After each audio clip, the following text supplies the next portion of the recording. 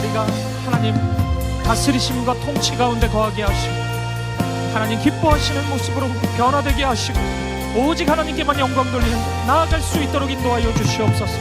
주님 붙잡아 주시옵소서. 우리의 마음을 다스려 주시고 우리의 삶을 다스려 주시옵소서. 인도하여 주시옵소서.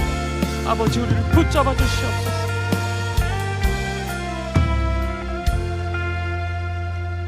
살아계신 하나님, 오늘 이 밤에도 우리가 함께 모여서 하나님을 예배하고 찬양케 하시니 감사합니다. 하나님 찬양받기 합당하신 분이시기 때문에 오늘 우리의 처지와 우리의 마음과 상관없이 우리는 주님을 높이기로 결정합니다. 주님 함께하여 주시고 우리의 찬양과 경배를 받으시고 영광 받아주시고 하나님 당신의 온전하신 뜻을 우리의 마음과 삶 가운데 온전히 이루어 주시옵소서. 우리가 서 있는 그곳이 어디이든지 하나님 나라가 경험되게 하시고 하나님의 말씀이 흥황하여 세력을 얻게 하시고 하나님의 뜻이 온전히 임하는 역사를 보게 하여 주옵소서. 주님, 우리의 가정이 하나님 나라가 되기를 원하고 우리의 직장이, 우리의 삶의 모든 자리가 하나님 나라가 되기를 원합니다. 주님, 부족하지만 우리를 사용하여 주시고 하나님의 선하시고 온전하신 뜻을 이루어 주시옵소서. 오늘 이 밤에 말씀하여 주시고 우리가 꼭 들어야 되는 말씀 앞에 서서 변화되게 하시고 하나님 약속의 말씀을 붙잡고 믿음으로 다시 나아갈 수 있도록 인도하여 주시옵소서. 그렇게 함께 하실 주님, 이 밤 우리와 함께 하시고 우리를 변화시키실 주님 찬양합니다. 감사드리며 살아계신 예수 그리스도 이름으로 기도합니다. 아멘. 아멘. 네, 자리에 앉으시겠습니다. 금요 예배 오신 사랑하는 성도님들 환영하고 축복합니다. 오늘 비가 많이 오는데 그래도 그 비를 뚫고 이 자리에 오신 여러분들 너무 축복합니다. 우리 옆에 있는 분들 바라보시면서 인사 나누도록 하겠습니다. 성령의 은혜가 비처럼 쏟아질 것입니다. 우리 그렇게 한번 인사 나누겠습니다. 성령의 은혜가 우리 예배 가운데 비처럼 쏟아질 것입니다. 네, 우리 교회 소식 주보 잘 보시고 또 필요한 부분들 확인해 주시고 또 함께 해주시면 좋겠습니다. 우리 바로 하나님 말씀 보시겠습니다. 이 시간 우리에게 주신 하나님의 말씀은 요한계시록 2장 12절부터 17절까지 말씀입니다. 이 말씀 저와 여러분이 한 절씩 교독하도록 하겠습니다. 제가 12절 말씀 먼저 읽겠습니다. 버가모 교회의 사자에게 편지하라. 좌우에 날선 검을 가지시니가 이르시되 내가 어디에 사는지를 내가 아노니 거기는 사탄의 권좌가 있는 데라. 내가 내 이름을 굳게 잡아서 내 충성된 증인 안디바가 너희 가운데 곧 사탄이 사는 곳에서 죽임을 당할 때에도 나를 믿는 믿음을 저버리지 아니하였도다. 그러나 내게 두어 가지 책망할 것이 있나니 거기 내게 발람의 교훈을 지키는 자들이 있도다. 발람이 발락을 가르쳐 이스라엘 자손 앞에 걸림돌을 놓아 우상의 제물을 먹게 하였고 또 행음하게 하였느니라.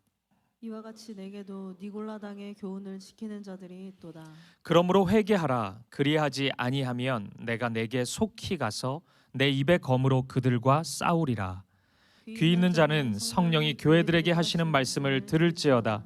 이기는 그에게는 내가 감추었던 만나를 주고 또 흰 돌을 줄 터인데 그 돌 위에 새 이름을 기록한 것이 있나니 받는 자 밖에는 그 이름을 알 사람이 없느니라. 아멘. 오늘 본문의 말씀은 7교회 중 버가모 교회를 향한 주님의 말씀입니다. 버가모 교회를 향한 주님의 말씀도 지금까지의 패턴 그대로 똑같이 적용이 되고 있습니다. 주님이 칭찬을 하시고 또 그 다음 책망할 것이 있으면 책망을 하시는 방식입니다. 근데 약간의 특징이 있습니다. 이 버가모 교회를 향한 주님의 칭찬은 누가 보더라도 알만한 내용입니다. 누구에게나 좀 드러난 내용. 이거 웬만큼 버가모 교회 아는 사람들은 그냥 다 들었을 내용인데 버가모 교회를 향한 책망은 좀 은밀해 보입니다. 버가모 교회가 그랬다고? 좀 뭔가 숨겨져 있는 죄악, 은근한 어두움이랄까요? 그런 특징이 좀 있는 것 같습니다. 버가모라는 도시는 1세기 당시에 신들의 도시로 알려져 있었습니다.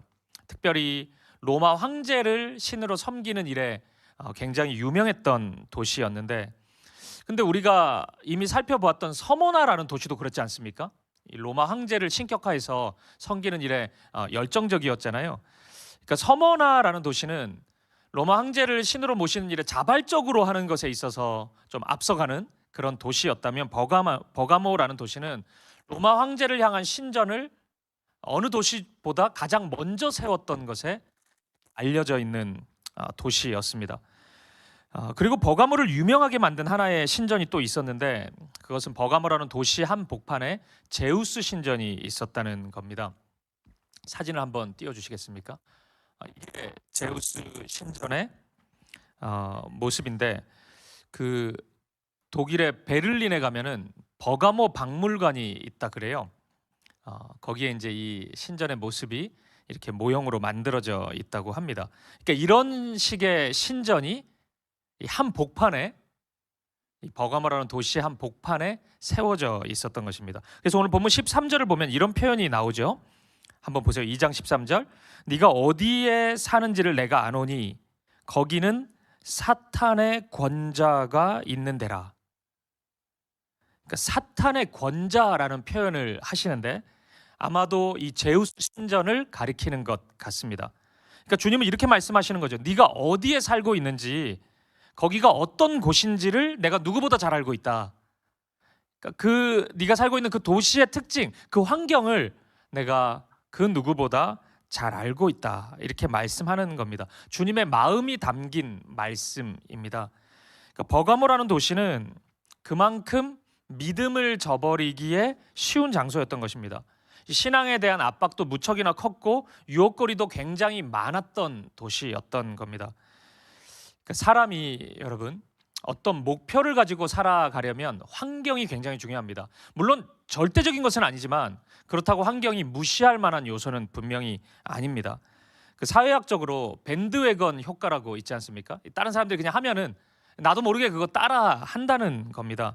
그게 서로 잘못된 일이라 할지라도 너무 많은 사람들이 사회적으로 막 그거를 해 나가면은 나도 그냥 거기에 편승해서 하는 일이 굉장히 많습니다.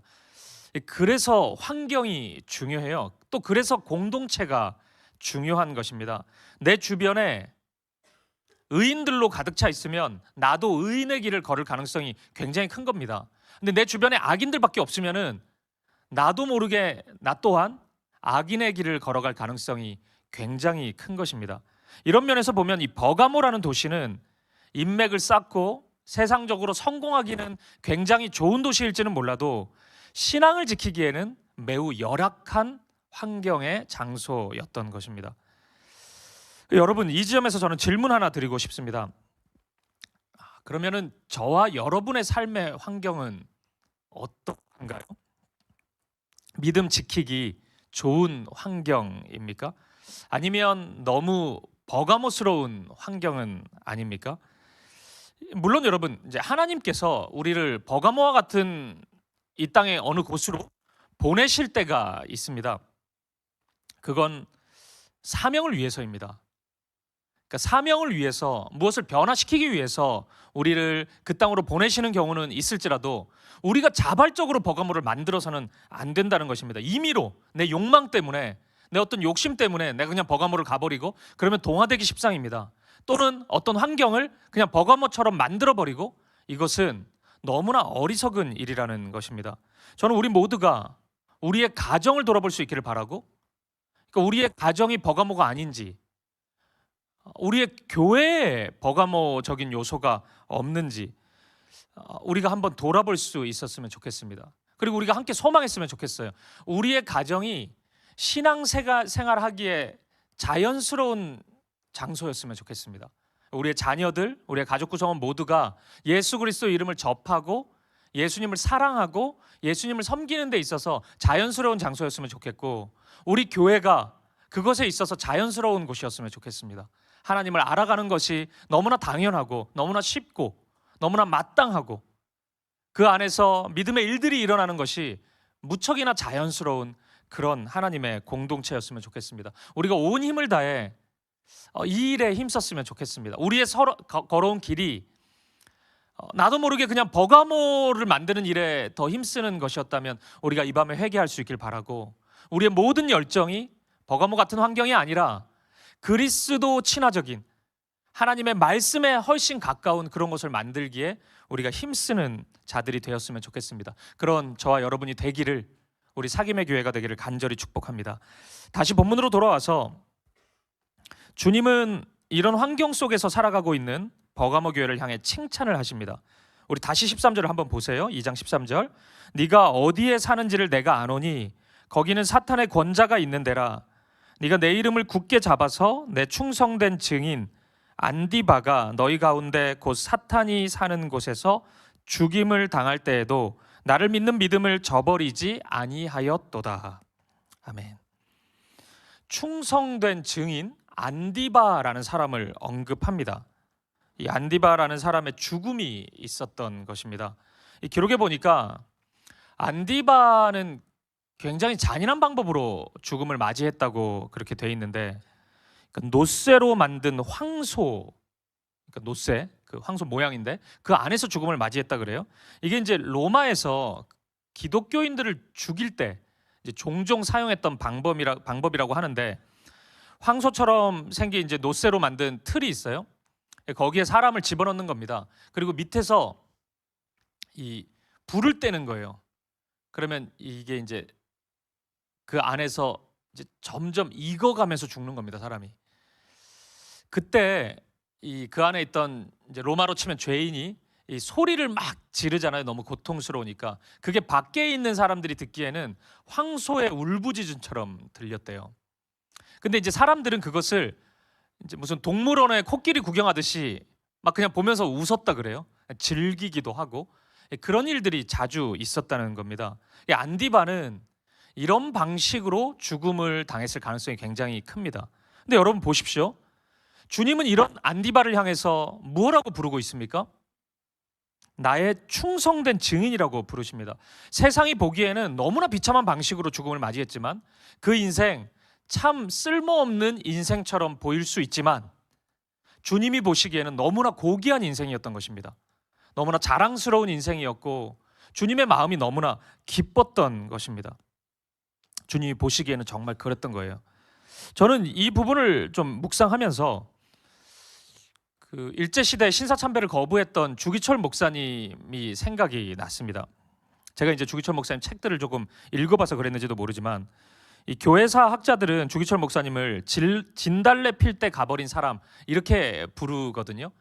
그러니까 그 무렵에 주기철 목사님이 순교당했기 때문입니다. 1944년 4월 21일 밤 9시에 순교당한 것으로 기록되어 있습니다. 목사님은 총 4번의 감옥에 투옥된 경험이 있었는데 온갖 고문을 다 당했습니다. 그리고 가족들에 대한 그 위협도 있었고요. 그래서 뭐 그런 일 있었다 그러잖아요. 이렇게 이제 목사님이 그 고문이나 이런 건 견뎌내는데 그 앞에 이제 연세 많으신 어머니를 데리고 오기도 하고 아내를 데리고 오기도 하고, 그러니까 목사님 스스로를 고문하는 게 아니고 가족들을 이제 고문하거나 그러면은 이 목사님이 그때가 가장 힘들었다 그래요. 그걸 버텨내기가 굉장히 힘들었다 그럽니다. 그래서 어느 날은 목사님이 그 모습이 너무 고통스러워서 뭔가 얘기를 하려고 했다는 거예요. 그러니까 뭔가 좀 흔들리는 눈빛으로 얘기를 하려고 그랬다는 거예요. 무슨 얘기를 하려고 했는지는 알 수 없지만 그 앞에 있던 사모님은 고통 가운데 그 느낌이 있었던 거예요. 혹시 저 사람이 예수를 부인하는 거 아닐까? 그래서 사모님이 외쳤다 그러잖아요. 절대 안 된다고. 우리가 여기서 죽는 한이 있어도 여보 예수님을 부인해서는 안 된다. 그래서 이 주기철 목사님이 그 상황 속에서 막 견뎠다. 뭐 이런 이야기도 있습니다. 주기철 목사님이 2번째 구속 후에 풀려났을 때 이야기예요. 그날이 주일이었는데 풀려나자마자 산정교회 가서 주일 강단에 섰는데 이때 이제 주기철 목사님이 설교를 한 제목이 5종목의 나의 기도라는 설교입니다.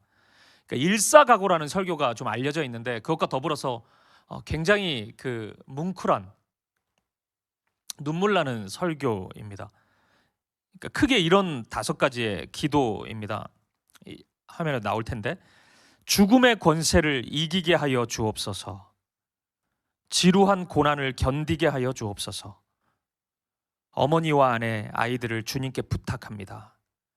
의에 살고 의에 죽게 하여 주옵소서. 내 영혼을 주님께 의탁합니다.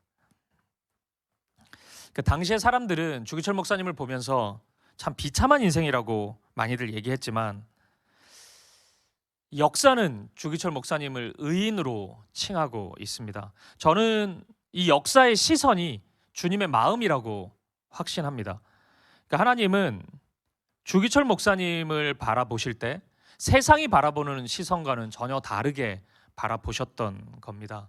참 귀하고 너무 고귀하고 아름답고 주님의 마음에 흡족하게 하는 믿음의 사람이었던 것입니다. 안디바의 경우도 저는 마찬가지라고 생각합니다. 세상이 보기에는 정말 비참한 죽음이었지만 주님은 그를 가장 소중한 사람이라고 말씀하십니다. 세상은 안디바를 모른다고 이야기하고 잊어버렸지만 주님은 잊지 않으십니다. 안디바의 이름을 성경에 기록하시고 교회에게 말씀하시고 나의 충성된 증인이었다고, 안디바는 그런 사람이었다고 주님은 정확히 우리에게 알려주십니다. 이것이 하나님의 마음입니다. 그 주님의 사랑의 마음 안에 저와 여러분도 거할 수 있기를 바랍니다. 주님이 우리를 바라보실 때도, 나를 바라보실 때도 참 충성된 증인이었다고 말씀하실 수 있는 그런 인생을 꿈꾸는 저와 여러분 되었으면 좋겠습니다. 그리고 이 순간 버가모 교회를 향한 주님의 칭찬이 터져 나옵니다. 이런 상황 속에서도 버가모 교회 성도들은 주님을 떠나지 않았다는 것입니다. 믿음을 지킨 것이에요. 안디바의 일이 많은 성도들의 마음을 위축시켰을 수도 있을 것 같아요. 좀 긴장되고 나도 잡혀가면 어떡해, 나도 저렇게 죽임당하면 어떡해, 그 황소 틀 안에 들어가가지고 그렇게 죽는 건 너무 비참한데, 너무 고통스러운데, 별의별 생각이 다 들었을 것입니다. 이렇게 사는 게 맞나? 믿음을 지키는 것이 맞나?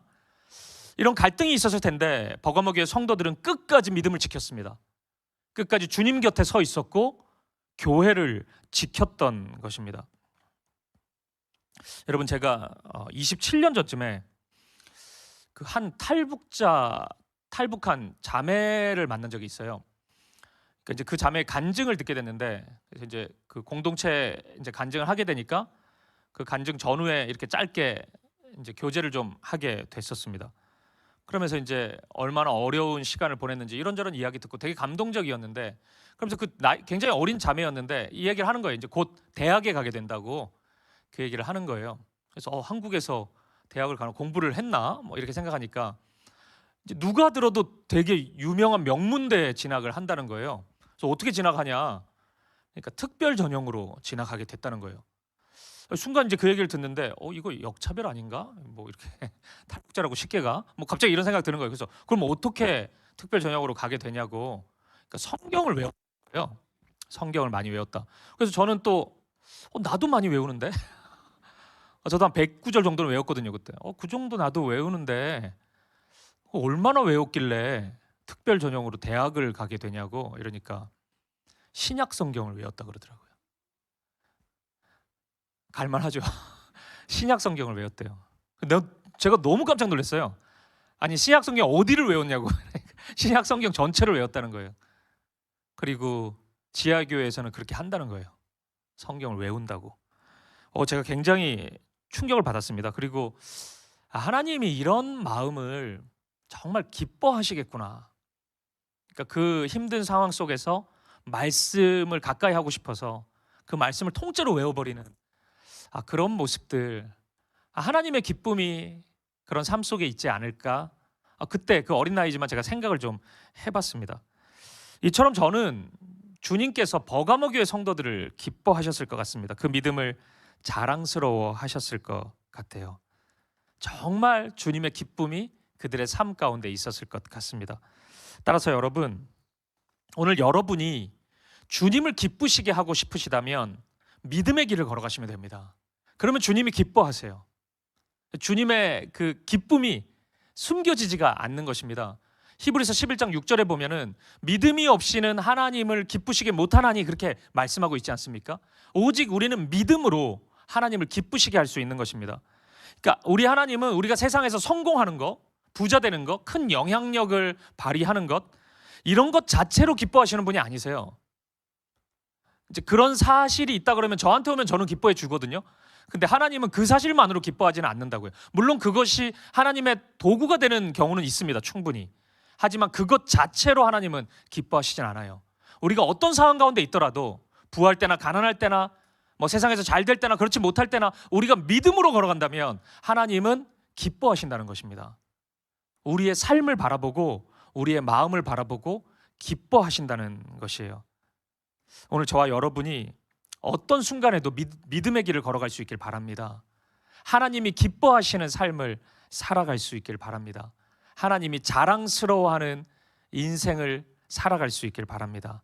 그렇게 주님의 기쁨이 될 수 있는 우리 모두가 되기를 주님의 이름으로 축복합니다. 근데 여러분, 주님은 이어서 책망할 것도 있다고 말씀하십니다. 좀 긴장이 되죠? 칭찬하고 책망을 하시니까. 본문 14절을 보십시오. 14절 15절. 그러나 너에게 두어 가지 책망할 것이 있나니 거기 내게 발람의 교훈을 지키는 자들이 있도다. 발람이 발락을 가르쳐 이스라엘 자손 앞에 걸림돌을 놓아 우상의 제물을 먹게 하였고 또 행음하게 하였느니라. 15절. 이와 같이 내게도 니골라 당의 교훈을 지키는 자들이 있도다. 발람의 교훈을 지키는 자가 있다는 것입니다. 발람이 발락을 통해서, 이런 사람이 있는데 이 발락을 통해서 이스라엘이 우상의 제물을 먹게 됐고 행음하게 만들었다는, 이제 뭐 이게 사실 민수기 말씀을 지금 얘기하는 건데, 이 발락이라는 사람은 모압 왕이었습니다. 근데 이제 이스라엘이 출애굽하면서 너무 기적적인 방식으로 승리를 이루니까 이 모압 왕 발락이 좀 긴장이 됐던 것 같아요. 그래서 선지자 발람을 부릅니다. 부탁을 해요. 이스라엘을 저주 좀 해달라, 그렇게 부탁을 합니다. 근데 발람이 이제 깃털 같은 사람이라서 그렇게 해주려고 그러는데, 근데 하나님이 그걸 막아요. 저주하지 못하도록. 여러 가지 사건이 있었는데 막 나귀가 말도 하고 막 그러면서 몇 가지 사건을 겪으면서 어떤 일이 일어나냐면 발람은 이스라엘을 축복하게 됩니다. 이제 그런 일이 있었어요. 근데 여기까지 보면 발람은 그러면 좀 뭐 그나마 괜찮은 사람이 이렇게 생각할 수도 있는데 그렇지는 않습니다. 이 사람은 영적으로 굉장히 무지한 사람이었는데 그 이후에 이 모압의 여인들과 이스라엘의 남성들이 이 음행하는 죄를 저지르게 되는데 이 일을 주도했던 사람이 발람이었습니다. 이 성경 한 구절을 찾아보죠. 민수기 31장 16절입니다. 우리 같이 한번 읽어보겠습니다. 시작. 보라, 이들이 발람의 꾀를 따라 이스라엘 자손을 부올의 사건에서 여호와 앞에 범죄하게 하여 여호와의 회중 가운데 연병이 일어나게 하였느니라. 발람이 이런 사람입니다. 발람의 꾀를 따라 하나님 앞에 범죄하게 했다는 것입니다. 겉으로는 선지자고 또 간혹 뭐 하나님께 쓰임 받는 경우도 있었지만 이 사람의 내면은 영적으로 무지했고 하나님의 영에 사로잡히지 못했던 사람입니다. 그 결과 시간이 흐를수록 실체가 드러나는 겁니다. 악이 굉장히 구체화되어서 이 사람의 삶 속에 나타난 것입니다. 그리고 지금 버가모 교회 성도들에게도 이런 모습이 나타나고 있었다는 거예요. 죽음의 위협 앞에서는 너무나 당당하게 믿음을 지켜내었지만 어느 순간 조금씩 세상과 타협하는 모습이 이들에게서 나타나고 있었던 것입니다. 이 본문은 그 모습을 구체적으로 말씀하죠. 우상의 음식을 먹었고 음행했다고 얘기합니다. 우상의 음식을 먹었다 그러는데 이것은 단순히 뭐 식사 한 끼를 했다 정도는 아닐 것입니다. 이미 바울은 고린도전서에서 이 우상에게 바쳐졌던 그 제물의 음식을 먹는 것은 죄가 아니라고 선언한 바 있습니다. 음식이 우리를 부정하게 만드는 게 아니라고 바울은 이야기한 바 있습니다. 아마 이 표현은 버가모 교회 성도들의 삶의 방식이 조금씩 버가모 도시와 닮아가기 시작했음을 의미하는 것 같습니다. 대부분의 학자들은 이렇게 이해해요. 당시 버가모에서 성공하기 위해 이제 공적인 여러 가지 모임들이나 그런 자리가 있는데 그 모임에 가면은 버가모는 이 우상 숭배의 도시였기 때문에 나오는 모든 음식들이 우상에게 바쳐졌던 음식이었다는 것입니다. 그것을 함께 즐기는 것이에요. 먹고 즐기고. 근데 이것은 단순한 문화적인 차원이 아니라 신학적인 의미를 가지고 있는데 그 음식을 먹으면 그 음식이 바쳐졌던 그 신의 사람이 되겠다는 약속과 같다고 할 수 있는 것입니다. 그래서 내가 이 버가모의 신들을 의지하겠다는 약속인 거예요. 그 작년 성도님들은 우리 지금 다니엘서를 보고 있으니까 다니엘서 1장에 다니엘과 세 친구가 느부갓네살이 내려주는 그 음식을 거부하지 않습니까? 그게 식사 한 끼 거부하는 게 아니고 무슨 깡으로 뭐 식사를 거절해 뭐 이런 게 아니고 그 음식을 먹으면 바벨론의 신의 사람이 되겠다는 약속이란 말이에요. 그건 하나의 예배 행위인 것입니다. 그래서 다니엘은 거부하거든요. 이게 비슷한 성격인 것입니다. 거부했던 거예요, 그리스도인들은. 근데 아마도 이런 자리가 어느 순간 뭐 많은 변명이 있었겠죠. 어쩔 수 없다는. 근데 이 버가모 교회 성도들에게 굉장히 자주 발생했던 것 같아요. 근데 더 큰 문제가 있는데 1세기 버가모에서는 이런 자리가 만들어지면 우상에게 바쳐졌던 그 음식으로 식사 교제만 하는 것이 아니라 성적으로 문란한 일들이 굉장히 많이 일어났다는 것입니다. 특히나 미성년자에 대한 성적 착취가 비일비재했는데 이런 일들을 당시 사람들은 이런 잔치, 연애의 분위기를 띄우는 것으로 가볍게 생각했다는 것이에요. 그래서 뭐 이런 이제 음악을 누가 연주하고 그러지 않습니까? 이제 그런 것으로 이제 흥에 취하고 그러곤 할 텐데 그것보다 사람들이 훨씬 더 즐거워했다는 것이에요. 미성년자들의 그 성적의 행위들을 보면서 이 버가모 사람들이 너무 기뻐했다는 것입니다. 우리가 이런 1세기 버가모 도시의 분위기를 생각한다면 어느 정도 결론을 내릴 수 있을 것 같아요. 버가모 교회 성도들이 어느덧 이런 모임에 익숙해지기 시작했다는 것입니다. 즐거워하기 시작했던 것으로 우리는 이해해 볼 수 있을 것 같아요. 버가모 교회는 이미 순교자가 나온 교회죠. 모두가 알만한 엄청난 믿음의 결단도 보여줬습니다. 그런 어려운 순간에도 하나님을 모른다고 하지 않았어요. 버가모 교회 성도들은 예수 그리스도를 고백했습니다. 하지만 조금씩 은밀하게 타협이 일어나고 있었던 것입니다. 어두움의 일들이 조금씩 커져가고 있었던 것이에요. 사랑하는 여러분, 이 지점에서 꼭 기억하십시오. 진짜 시험은 이런 식으로 다가오는 것입니다. 하나님의 큰 은혜가 있고 믿음의 큰 결단이 있고 난 그 다음에 진짜 시험이 일어나는 겁니다. 진짜 유혹은 그럴 때 나타나는 거예요. 우리가 엄청난 은혜를 경험했는데 사탄이 우리를 가만히 놔두겠습니까? 우리가 하나님이 기뻐하실 만한 엄청난 결단을 했는데 사탄이 아이고 잘했네 하고 그냥 가만히 있겠습니까? 사탄은 그때가 기회라고 생각할 겁니다. 지금 넘어뜨리지 않으면 안 된다고 생각할 것이에요. 그래서 훨씬 더 강한 유혹으로, 시험으로 우리에게 다가올 것입니다. 그래서 우리의 신앙생활을 가만히 생각해 보십시오. 은혜 이후에 넘어지는 경우가 굉장히 많습니다. 그 은혜를 받지 않았으면 아무 상관이 없는데 은혜 이후에 어떤 결단 이후에 너무 어처구니 없이 넘어지고 무너지는 경우가 종종 발생해요. 큰 은혜를 경험한 목회자가 쓰러지는 경우, 하나님이 보시기에 참 기뻐하실 만한 사역을 아름답게 감당했던 교회가 무너지는 경우, 세상적으로 바뀌는 경우, 이런 거 우리 너무 자주 보지 않습니까? 더 큰 공격이 있는 것입니다. 더 큰 유혹이 있는 거예요. 아마도 큰 믿음의 이 일들 이후에 이 버가모 교회 성도들은 그들 안에 교만함이 생겼을 수도 있습니다. 목숨의 위협도 이겨냈는데 버가모에서 그냥 살아가는 그 정도 우리 못할까? 그냥 식사 한 끼 그거 뭐 그냥 버가모 사람들이 하는 방식으로 조금 하는 거, 내가 뭐 그런다고 주님을 부인할 거야? 내가 주님을 안 믿겠어? 그런 자신감이 있었는지도 모르겠어요. 충분히 이겨낼 수 있겠다고 확신했는지도 모르겠습니다. 그리고 이 큰 믿음의 결단이 있고 나니까 사랑도 점점 커져갔을 거 아닙니까? 그 사랑이 오류가 발생할 가능성도 있어요. 사랑하다 보니까 사랑이라는 미명하에 너무 과하게 세상의 것을 용인하는 것입니다. 내가 다 변화시킬 수 있다고 생각하고 다 품어버리는 것이에요. 그러다가 동화되는 것입니다. 그러다가 점점 무너지는 거예요. 저는 이런 가능성이 이 버가모 교회 성도들에게 충분히 있었을 것이라고 생각합니다. 그리고 오늘 우리에게도 이런 부분은 있을 수 있습니다. 우리가 점검해 볼 수 있었으면 좋겠어요.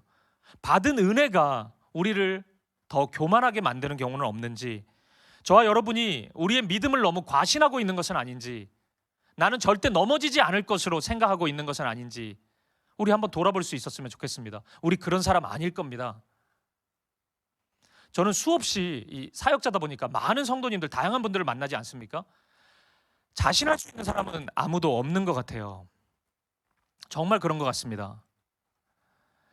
여러분, 웬만한 그리스도인도 한 일주일 정도 기도 한번 하지 않고 말씀 한번 읽지 않고 살아가면은 눈빛부터 달라집니다. 거의 불신자 비스무리하게 바뀌어요. 그리고 말도 도무지 그리스도인 같은 말을 잘 하지 않습니다. 한 달 정도만 되면은 거의 똑같습니다. 불신자랑. 거의 다를 바 없는 모습이에요. 저는 그 누구도 예외가 아니라는 생각이 듭니다. 나의 믿음을 과신하고 나의 사랑을 과신하고 우리 한번 돌아보아야 됩니다. 나도 모르게 조금씩 물들어가고 있는 것은 아닌지, 나도 모르게 조금씩 악인의 길을 걸어가고 있는 것은 아닌지 우리 한번 돌아볼 수 있었으면 좋겠습니다. 여러분, 이런 버가모 교회를 바라보는 주님의 마음은 아픔이었을 것입니다. 사람들의 눈에는 잘 안 보였겠지만 주님께는 그 두어 가지의 하지만 아주 심각한 그 문제가 분명히 보였을 것이에요. 이러면 안 되는데, 빨리 돌이켜야 되는데, 이런 간절함이 주님께는 있었을 것입니다. 그래서 버가모 교회를 향해, 이런 교회를 향해 주님은 이런 대안을 주십니다. 영원한 잔치를 바라보게 하십니다. 그러니까 버가모 도시에서 있었던 우상의 재물 먹고 막 음란한 행위하고 이런 세속적인 이상한 잔치 말고 진짜 잔치, 천국의 잔치를 바라보도록 하세요. 본문 17절을 한번 보십시오. 귀 있는 자는 성령이 교회들에게 하시는 말씀을 들을지어다. 이기는 그에게는 내가 감추었던 만나를 주고 또 흰 돌을 줄 터인데 그 돌 위에 새 이름을 기록한 것이 있나니 받는 자 밖에는 그 이름을 알 사람이 없느니라. 아멘. 만나를 주겠다는 것입니다. 그러니까 이스라엘 백성들이 광야에서 만나를 먹었지 않습니까? 진짜 먹어야 될 것을 내가 주겠다는 것이에요. 그러니까 좀 다르게 이야기하면 내가 지키겠다는 거죠. 염려하지 말라는 거예요. 아우성 치지 말고 두려움의 언어를 내뱉지 말라는 것입니다. 내가 너를 먹일 거니까, 책임질 거니까 안심하라는 것입니다. 근데 이 만나를 뭐라고 얘기하냐면 감추었던 만나라고 이야기하는 겁니다. 이게 세상의 눈으로는 잘 안 보이거든요.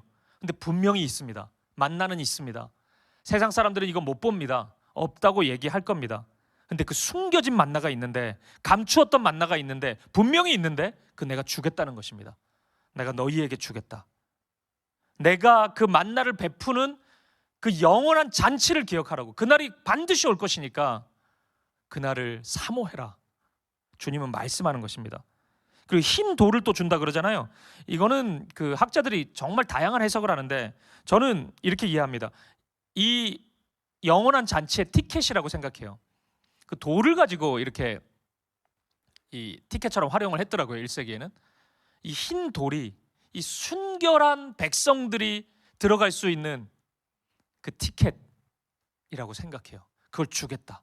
천국의 잔치에, 하나님 나라 잔치에 들어올 수 있는 그 흰 돌을 내가 너희에게 줄 것이다. 그리고 감추었던 그 만나를 먹는 그날이 올 것이다. 주님은 말씀하시는 것입니다. 여러분, 요한계시록을 계속 읽다 보면 이 마지막 부분에 이르러서 잔치 중에 잔치, 영원한 잔치가 나옵니다. 혼인잔치입니다. 결혼식이 요한계시록 후반부에 굉장히 선명하게 나타납니다. 근데 이 결혼식이 하나가 아닙니다. 두 번에 걸쳐서 결혼식이 나타납니다.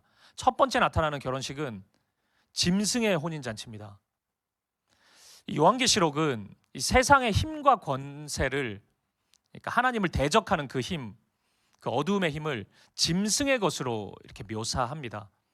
그래서 막 자기 마음대로 통제되지 않고 제어가 없는 그 짐승처럼 마구잡이로 자기의 쾌락대로 즐거움대로 그 힘을 행사하는 것으로 나타납니다. 다니엘서도 보면 그렇게 나온단 말이에요. 다니엘서 7장에 보면 짐승의 나라를 얘기해 주거든요. 그러니까 이 세상의 나라는 마치 짐승의 나라와 같다.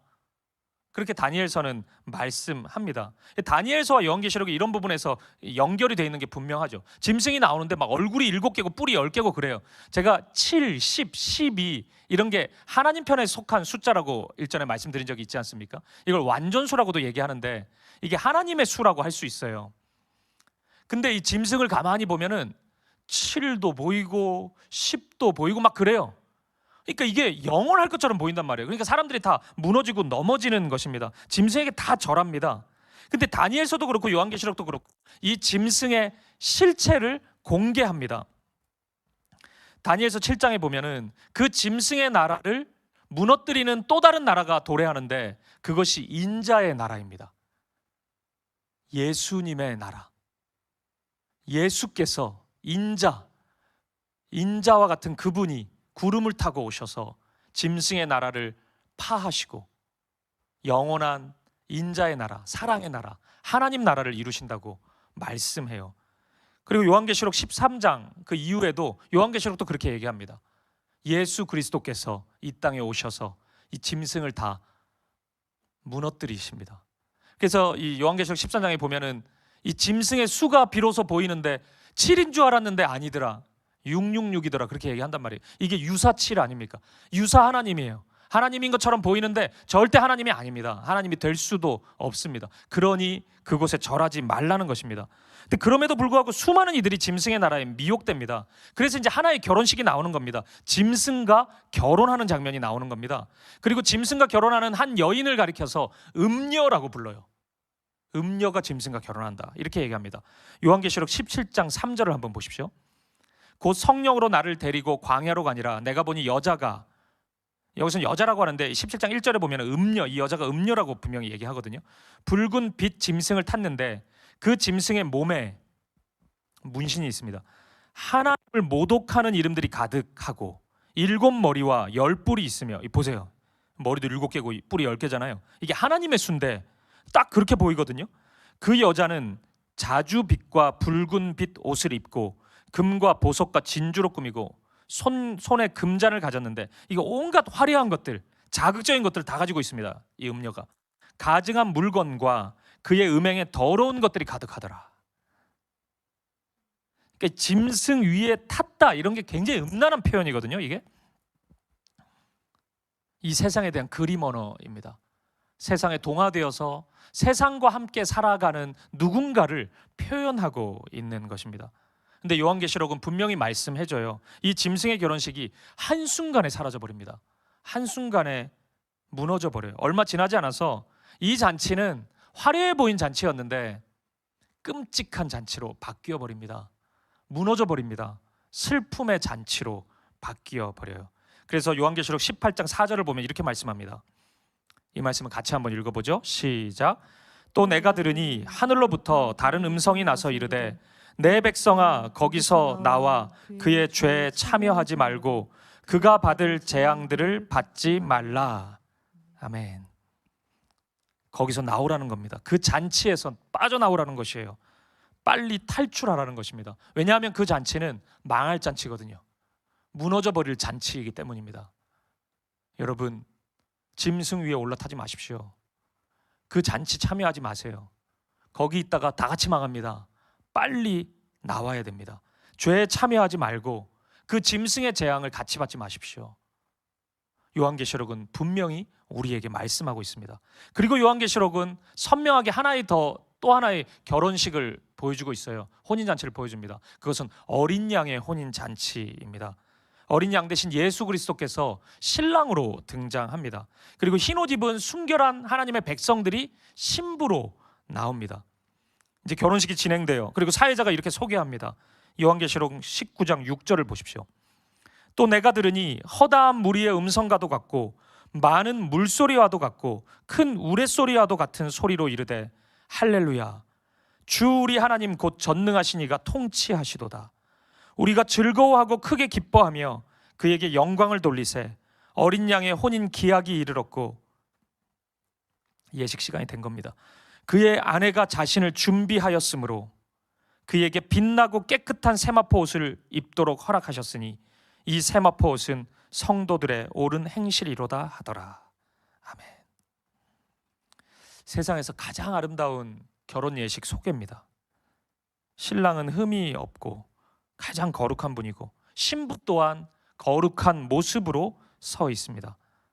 그리고 이어서 여러분, 세상에서 가장 아름다운데 가장 짧은 주례사가 이어집니다. 보세요. 19장 9절입니다. 천사가 내게 말하기를 기록하라.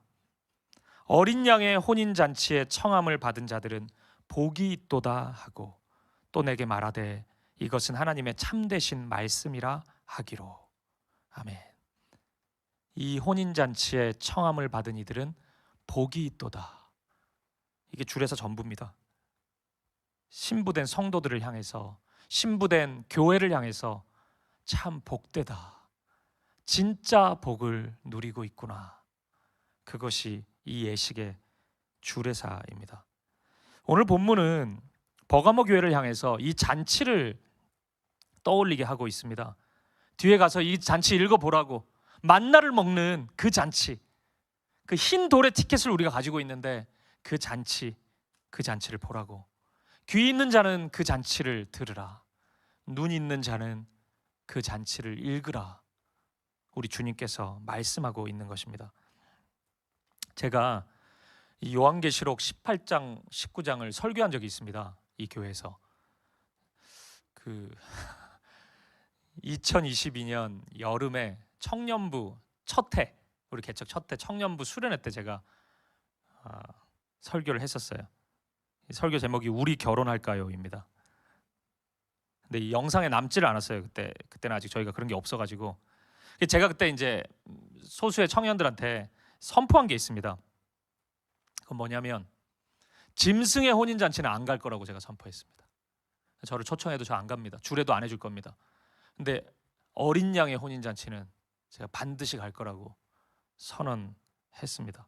여러분, 어느 혼인 잔치에 가시겠어요? 여러분, 어느 혼인 잔치에 신부가 되시겠습니까? 발람의 길은, 세상의 잔치는 짐승의 혼인 잔치입니다. 그건 탈출해야 될 곳입니다.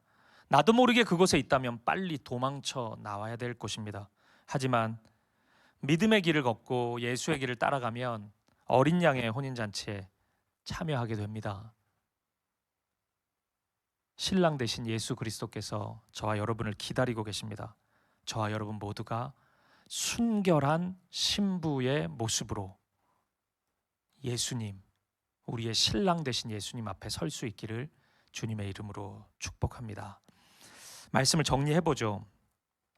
오늘 본문 유일하게 읽지 않은 하나의 말씀이 있는데 16절입니다. 한번 보세요. 같이 읽어보죠. 시작. 그러므로 회개하라. 그리하지 아니하면 내가 내게 속히 가서 내 입의 검으로 그들과 싸우리라. 아멘. 그러므로 회개하라고 말씀합니다. 회개하라고 강하게 요청해요. 근데 저는 이 말씀이 책망의 성격은 아니라고 생각합니다. 저에게는 이렇게 읽혀요. 꼭 나를 선택하라는 주님의 말씀처럼 읽힙니다. 내가 너를 부르고 있으니, 신랑인 내가 프로포즈도 다 했으니 꼭 나에게 와라. 이 결혼 예식에 함께 참여하자. 주님의 말씀으로 들립니다. 그래서 회개하라는 겁니다. 방향 돌이키고 아무리 봐도 걸어가는 길 보니까 짐승의 혼인잔치 가는 것 같은데 빨리 유턴하고 어린 양의 혼인잔치로 오라고, 회개하라고 주님이 말씀하는 것입니다. 그 기회를 우리에게 주고 있는 것입니다. 그리고 이렇게 말씀하시죠. 내 입의 검으로 그들과 싸우리라. 이것은 그 배경이 좀 있는데, 당시 버가모에는, 이 자막을 한번 띄워주시겠어요? 이우스 글라디, 라틴어로 이렇게 부르는데 이 검의 권리라는 이런 표현인데, 이제 버가모는 로마의 총독이 거주하고 있었거든요.